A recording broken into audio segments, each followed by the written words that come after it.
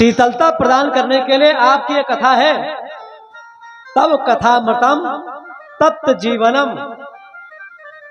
इसलिए श्याम हम चाहती कि आप आओ और आकर के हमको दर्शन दो। और यदि आपने हमको त्याग दिया तो बिना आपके भला हम कब तक जीवित रहेंगी, क्योंकि आपके बिना कोई जीवन है ही नहीं। गोपियां गाती हैं और निवेदन करती हैं श्याम सुंदर कि हमें अपना लो प्रभु, हे मोहन प्यारे हमें अपना लो प्रभु, हे मोहन प्यारे हमें।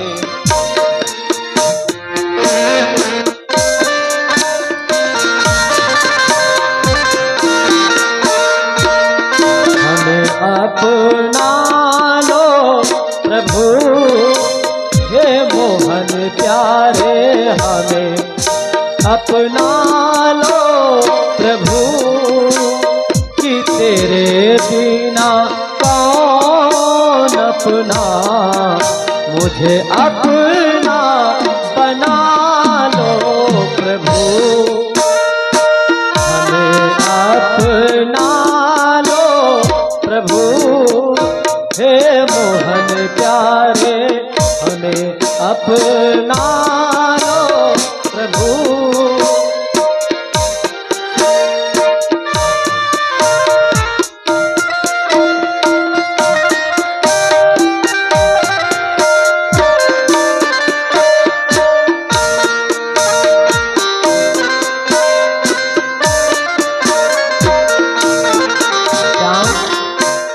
संसार में कोई अपना है क्या? अपने नहीं कोई सब है पराए,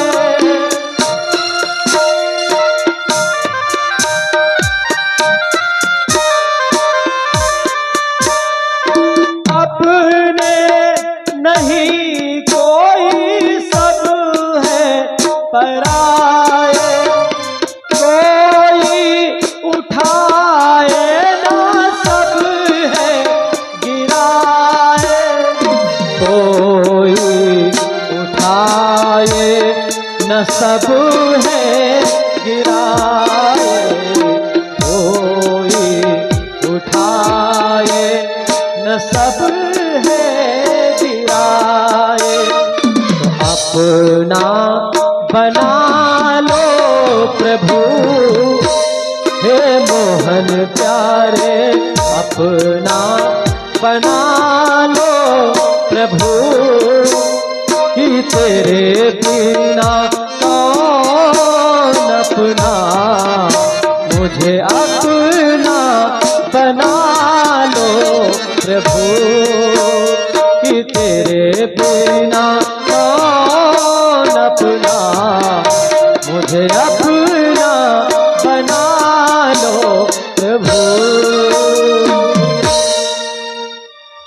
सारी की सारी गोपियां एक स्वर में भगवान श्याम सुंदर से निवेदन करती हैं, रुदन कर रही हैं। और कैसे रो रही, आपसे निवेदन करूं ना, गोपियां रोती भी हैं तो स्वर में रोती हैं। आप कहोगे वाह पंडित जी, कहीं रोना भी स्वर में होता है क्या? जी हाँ, बिना स्वर के तो दुनिया में कोई बात ही नहीं होती, बिना राग के दुनिया में कोई गीत ही नहीं बनता। एक बार आपसे बताऊं, मीराबाई वृंदावन में भगवान कृष्ण कन्हैया को रिझा रही थी कि मेरे तो गिरधर गोपाल दूसरो न कोई, पायो जी मैंने राम रतन धन पायो। अच्छे अच्छे संगीतकार भी थे, वे आ गए मीराबाई से कहने लगे, मीराबाई जी ये आपका राग गड़बड़ है, इस राग को थोड़ा सुधारो। मीराबाई ने कहा भैया हमारा राग भले ही गड़बड़ हो जाए, मैं मानती हूं कि मेरे पास राग नहीं है, लेकिन मेरे पास अनुराग तो है। और परमात्मा को दुनिया से, जितने भी दुनिया के लोग हैं ये राग से खुश होते प्रसन्न होते हैं, लेकिन जो परमात्मा है वो अनुराग से प्रसन्न होता है। तभी तो बाबा तुलसीदास जी ने लिखा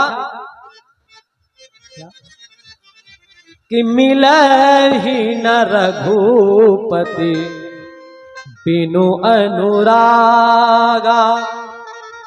बिना अनुराग के भगवान क्या कहीं प्राप्त हो सकते? क्या सोचो आप? आज इस समय पर सुखदेव जी महाराज कहते हैं, परीक्षित रुरुदुहु स्वस्वरम राजन कृष्ण दर्शन लालसा। भगवान कृष्ण के दर्शन की लालसा उनके हृदय के अंदर है। और आज सारी की सारी गोपियां जो है रो रही हैं भगवान कृष्ण कन्हैया को प्राप्त करने के लिए, क्योंकि ये भगवान की भक्ति भी है रोना। कैसी भक्ति रोना है? बाबा तुलसीदास जी ने लिखा कि मम गुण गावत, मम गुण गावत पुलक शरीरा, मम गुण गावत,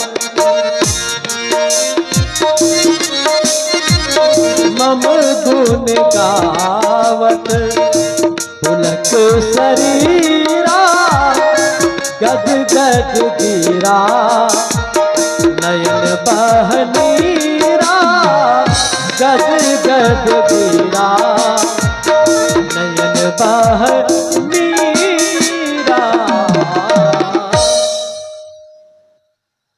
कैसा? देखो भाई, जो भगवान का भक्त होता है ना,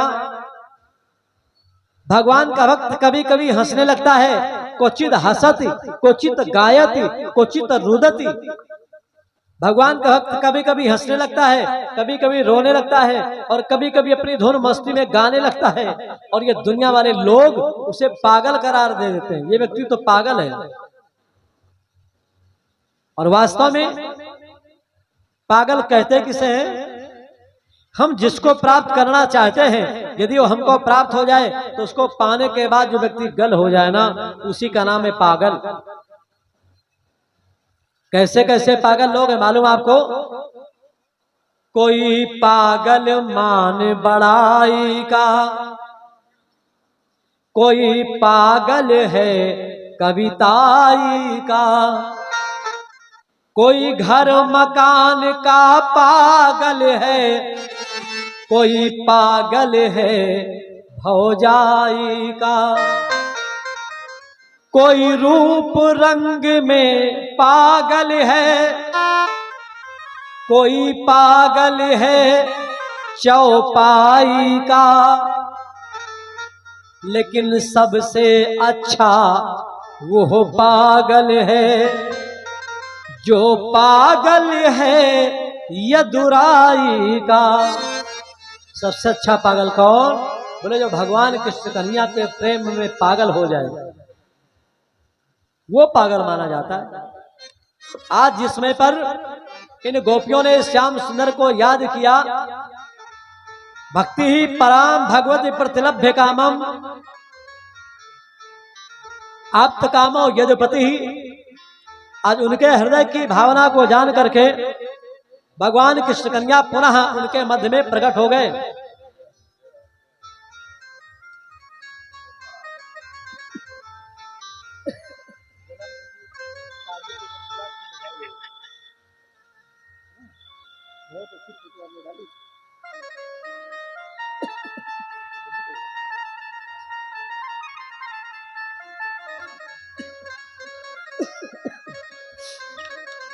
बोले कन्हैया लाल की जय।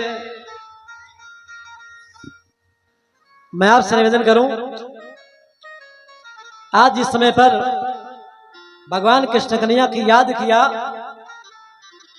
तो उस समय पर प्रभु दयालु है, कृपालु है। और मैंने आपसे कहा था पेन कलम कागज लीजिए और आप लिखिए याद। जिससे पर आप याद को उल्टा करके पढ़ोगे तो याद का उल्टा होता है दया। आज जैसे उन गोपियों ने याद किया श्याम सुंदर की, तो श्याम सुंदर उन गोपियों के ऊपर दया करने के लिए प्रकट हो गए उनके मध्य में। और सुंदर रस रचाया गया, जो कि 6 महीने तक वो सुंदर रास चला। क्यों प्रकट हो गए? क्योंकि गोपियों की अपनी एक साधना है।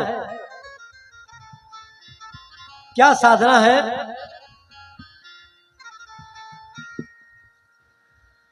कानन दूसर नाम सुनो नहीं, एक ही रंग रंगो यह डोरो। धोखे वो दूसर नाम कढ़े, रस ना रस बांधी हलाहल बोरो। ठाकुर चित्त की वृत्ति है, हम कैसे उटेक तजे नहीं भोरो। पावरी ये अखियां जरी जाए, जो सांवरो छाड़ी निहारे गोरो। कहीं पर कानों के द्वारा दूसरा नाम ना सुनाई पड़े, इतनी सुंदर साधना है। जब नाम सुने तो केवल कृष्ण का, आंखों से दर्शन करें तो केवल भगवान कृष्ण का। इतनी सुंदर साधना है गोपियों की। तभी हमारे पर शास्त्रों में कहा जाता है, प्रमाणम तत्र गोपिका। यानी भगवान के कृष्ण के प्रेम के रूप में अगर किसी को देखना होना तो आप उन गोपियों को देखिए। आज इस समय पर जो गोपियां हैं, उन गोपियों के मध्य में भगवान कृष्ण कन्हैया जी प्रकट हो गए। और प्रकट होने के बाद सुंदर वहां पर रास रचाया। आप लोग भी 2 बार गाइए। राधा नाचे कृष्ण नाचे, राधा नाचे कृष्ण नाचे, नाचे गोपी जन। राधा नाचे कृष्ण नाचे, नाचे गोपी जन। मन मेरो बन गयो सखीरी, पावन वृंदावन। राधा नाचे कृष्ण नाचे,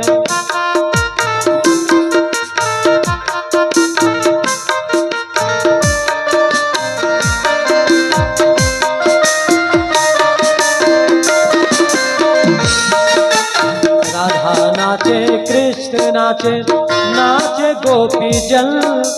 मन मेरो बन गयो सखीरी, पावन वृंदावन। राधा नाचे कृष्ण नाचे,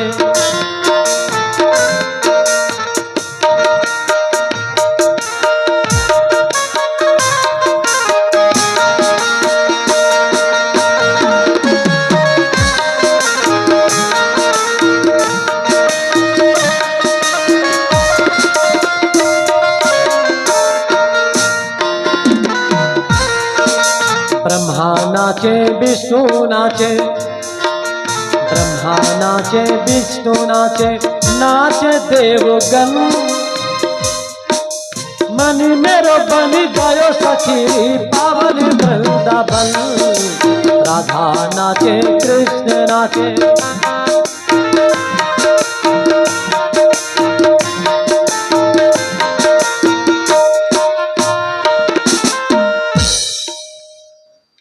बोले राम कृष्ण भगवान की जय। आज इस समय पर भगवान ने 6 महीने का वो सुंदर रास परिपूर्ण कराया। और जिस समय पर महाराज पूर्ण हो गया, सुखदेव जी महाराज कहते हैं, परीक्षित 6 महीने तक वो सुंदर महारास चला। चैत्र मास की पूर्णिमा से लेकर कार्तिक मास की पूर्णिमा तक 6 महीने तक भगवान कृष्ण कन्हैया ने उन गोपांगनाओं के साथ, ब्रजांगनाओं के साथ नृत्य करके उनकी इच्छा को पूर्ति किया। इधर जो भोजराज कंस है, एक दिन उस भोजराज कंस के पास देवर्षि नारद जी आ गए। नारद जी ने कहा, कंस आप कुछ हमको चिंतित तो दिखलाई पड़ रहे हो। कंस ने कहा, क्या बताऊं, चिंता तो मुझे इतना दिख है, क्योंकि जो भी हमारे यहां पास से कोई असुर जाता है ना, लौट करके नहीं आता। वही का होकर के रह जाता है। देवर्षि नारद जी ने कहा, कंस तुमने इतने बड़े बड़े राक्षसों को, क्रूर राक्षसों को भेजा, लेकिन कुछ नहीं हो पाया। तुमको मालूम, तुम्हारा वही मारने वाला 8वीं संतान जो है ना, वही कृष्ण है।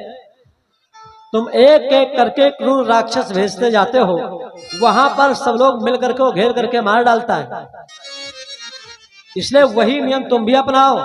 क्या बोले, जहां पर क्रूर से काम न चले वहां पर अक्रूर को भेजना चाहिए। आपके जो अक्रूर जी हैं, अक्रूर जी को भेजो और भेज करके कृष्ण कन्हैया को यहां बुलवाओ, और यहां बुलाने के बाद तुम फिर घेर करके उसको मार डालना। कंस ने कहा, हाँ बाबा, ये तुमने बहुत बढ़िया युक्ति बतलाई, मगर कैसे बुलाऊं, कौन सा उपाय करूं? देवर्षि नारद जी ने कहा, तुम्हारे पास एक धनुष रखा हुआ है, जिस धनुष को परशुराम जी ने दिया था तुम्हारे यदुकुल वंश में यदु को, वो धनुष रखा है, और इतना वजन है कि उस धनुष को अकेले कोई व्यक्ति उठा नहीं सकता।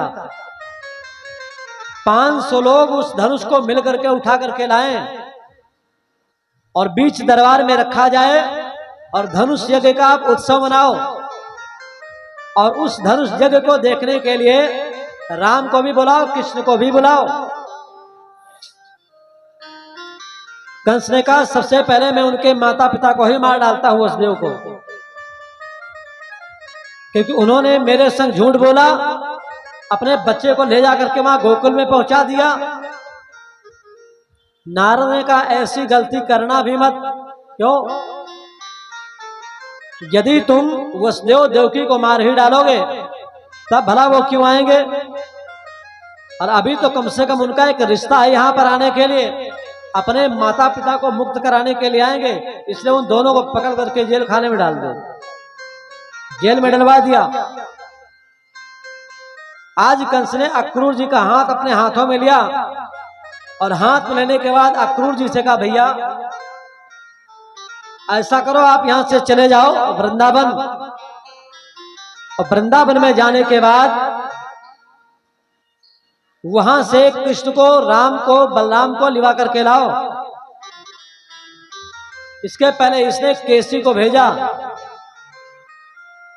केसी नाम का दैत्य आया, भगवान ने कहा, आ जाओ, हमारा तुम्हारा नाम भी एक ही है और काम भी एक ही होगा। तुम मुझे मारने के लिए आए केसी। अच्छा, भगवान कृष्णचंद्र का नाम क्या है? के माने कृष्ण, सी माने चंद्र। हमारा भी नाम केसी, तुम्हारा भी नाम केसी। आओ, दो दो हाथ हो जाए, जो बचेगा सो जाएगा मथुरा वापिस। भगवान ने केसी दैत्य का वध कर दिया। वध करने के पश्चात इधर अक्रूर जी को कंस ने अपना सोने वाला रथ दिया। अक्रूरोऽपि च तां रात्रि मधुपुर्यां महामतिः उषित्वा रथमास्थाय प्रययौ नंद गोकुलम। आज उस रात्रि उन्होंने मथुरापुरी में निवास किया, और निवास करने के बाद जैसे प्रातःकाल हुआ, अक्रूर जी महाराज सोने के रथ पर सवार हुए और कृष्ण कन्हैया को लिवाने के लिए वहां से चल पड़े। थोड़े ही समय के पश्चात वृंदावन पहुंच गए। उस समय पर नंद बाबा से जाकर के मिले। नंद बाबा ने कहा, भैया बहुत दिनों के बाद आप आए। अरे अक्रूर जी ने कहा, हम तो अभी नहीं आ सकते थे। क्यों? मैं अब भी कहां आ सकता था, यह तो कंस ने पठाया है। मैं अब भी कहां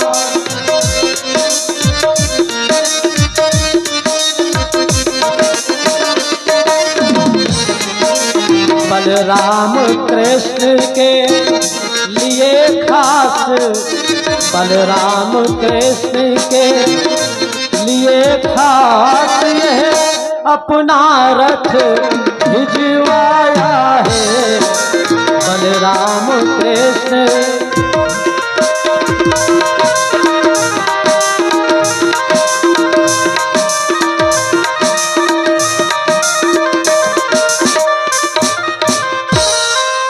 बलराम कृष्ण के लिए खास अपना रथ भिजवाया है। उनको ले जाने के लिए मैं आया हूं। भगवान कृष्ण कन्हैया और बलदाऊ जी तो खुश हो गए, लेकिन माता यशोदा से नहीं रह गया।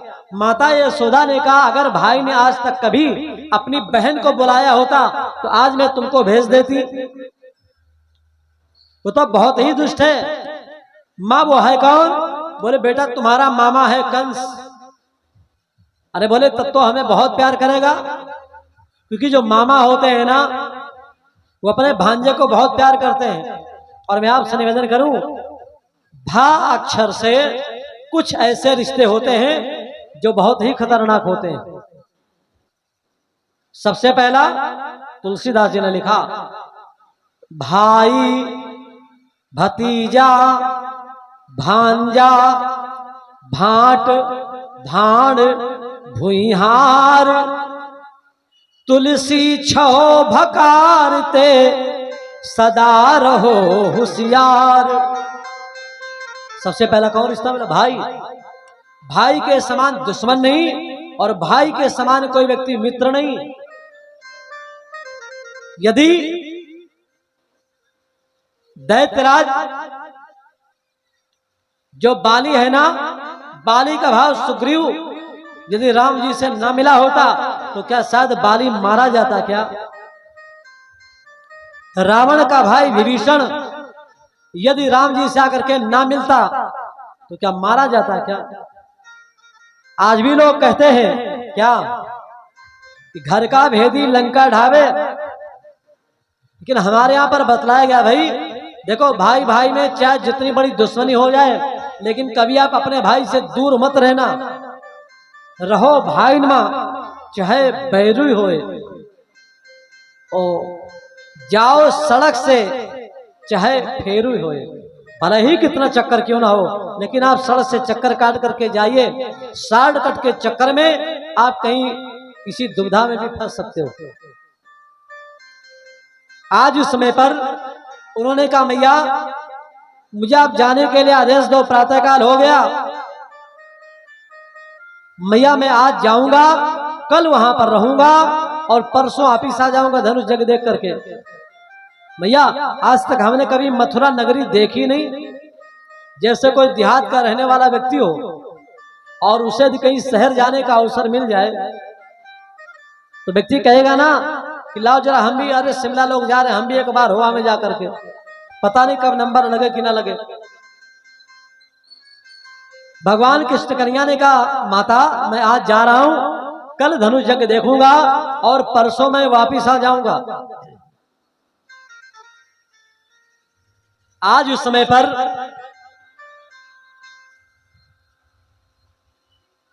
सुखदेव जी महाराज कहते हैं, परीक्षित भगवान कृष्ण कन्हैया रथ पर सवार हो गए, चल पड़े। उन ब्रजांगनाओं ने रोकने का प्रयास किया श्याम सुंदर को, लेकिन कन्हैया जी रुके नहीं और वहां से चल पड़े। बतलाया गया, छोड़ वृंदा विपिन कुंज यमुना पुलिन श्याम मथुरा चले, श्याम मथुरा चले। छोड़ वृंदा विपिन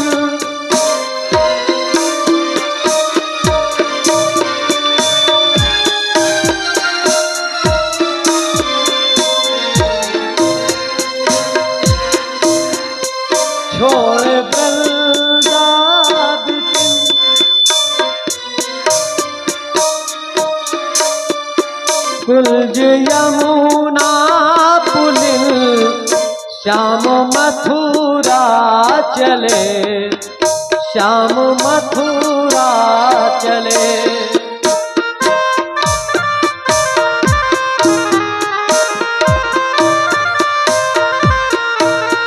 भगवान कृष्ण कन्हैया जी इस सबको छोड़ दिया और छोड़ करके वहां से मथुरापुरी के लिए चल पड़े। गोपियों ने प्रयास किया, रथ के आगे घोड़े के रथ की बागडोर को पकड़ लिया। श्याम यहां सब लोगों को छोड़ करके मत जाओ। धीरे धीरे जाकर के सूचना मैया राधिका रानी के पास जाकर के पहुंची। मैया राधिका रानी भी आ गई और वहां पर मैया राधिका रानी रथ के आगे लेट गई। कन्हैया जी रथ से नीचे उतरे और नीचे उतरने के बाद मैया राधिका रानी को उठाया और उठाने के बाद बोले, राधिका देखो, हम तुम कभी अलग तो है नहीं, हम तुम तो दोनों एक ही हैं। संसार की दृष्टि में हम भले ही अलग अलग हो, लेकिन जिस प्रकार से पुष्प से पुष्प की सुगंध, चांद से चांद की चांदनी, सागर के जल से जल की लहरें अलग नहीं हो सकती, उसी प्रकार से हम और तुम कभी अलग नहीं हो सकते। मैया राधिका रानी ने कहा, श्याम ये तुम दुनिया वाले लोगों को समझाओ, लेकिन मैं जान गई आज वो समय आ गया। कौन? जो श्री रामा जी ने हमको श्राप दिया था गोलोक धाम में, आज से हमारा तुम्हारा 100 वर्षों का वियोग हो जाएगा, लेकिन तुम्हें इससे लेना देना क्या? अरे तुम तो कहीं पर रहोगे ना, बंसी बजाओगे तो गोपियां तुम्हारे पास दौड़ती हुई चली आएंगी। आपके पास नारियों की कोई कमी तो होगी नहीं।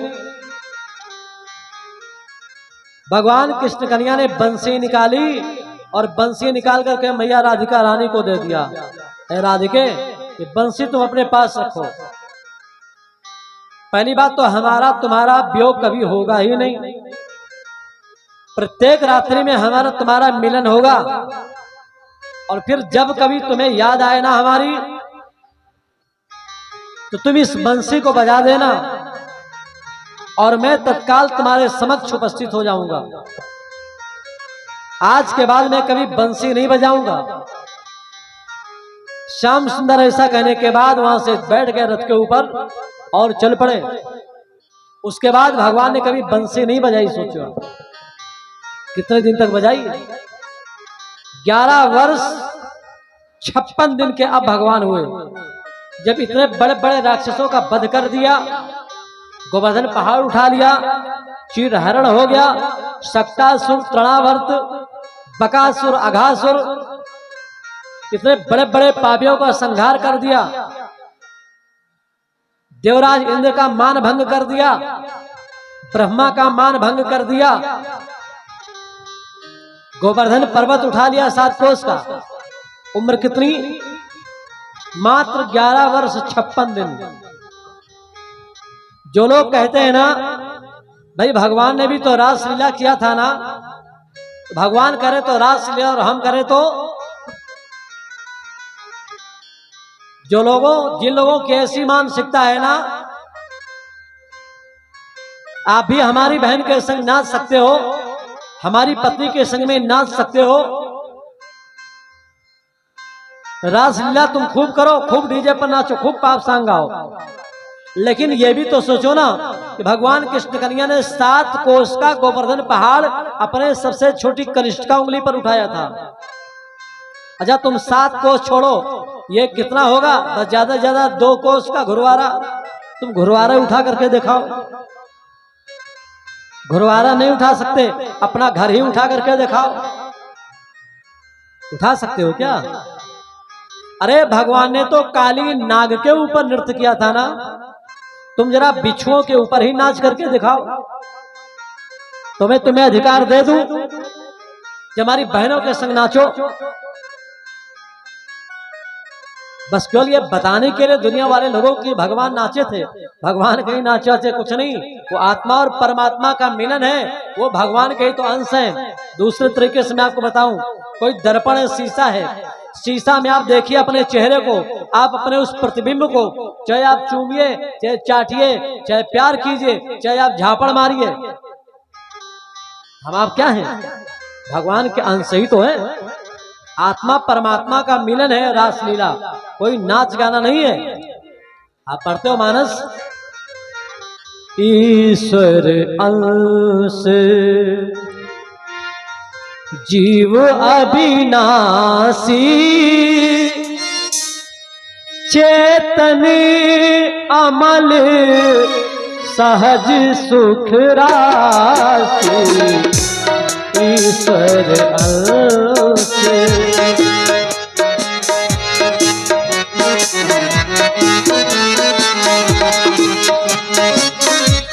ईश्वर अंश जीव अविनाशी, हम कौन है? भगवान के अंश। जैसे आप 10 मीटर टेरी काट का कपड़ा लो ना, और आप उसे चीरो, चीर करके अलग कर दो, तो जिस वस्त्र को आप चीर करके अलग करोगे, पृथक करोगे, तो टेरी काट के थान से चीरा गया कपड़ा भी तो टेरी काट ही होगा। उसी तरीके से अहम ब्रह्मास्मि का अनुभव करने वाले लोग, हम ब्रह्म के ही तो अंश हैं। भले ही वो सागर के रूप में है, हम एक बिंदु के रूप में हैं, भगवान अग्नि की ज्वाला के रूप में हैं, हम एक चिंगारी के रूप में हैं, लेकिन हैं तो हम उन्हीं के अंश। आज भगवान वहां से चल पड़े, गोपियों ने कहा श्याम सुंदर जा तो रहे हो, लेकिन मालूम जो प्रेम, जो स्नेह तुमको यहां पर गोपियों के द्वारा प्राप्त हुआ है ना, तो तुमको कहीं पर मिलने वाला नहीं है। श्याम, जा रहे हो तो जाओ इस ब्रज छोड़कर, हम सबका दिल तोड़कर, लेकिन प्रेम ब्रज सा कन्हैया नहीं पाओगे। जा रहे हो तो जाओ ब्रज छोड़कर, हमसे मुख मोड़कर, प्रेम ब्रज सा कन्हैया नहीं पाओगे। सुन लो श्याम, सुन लो श्याम।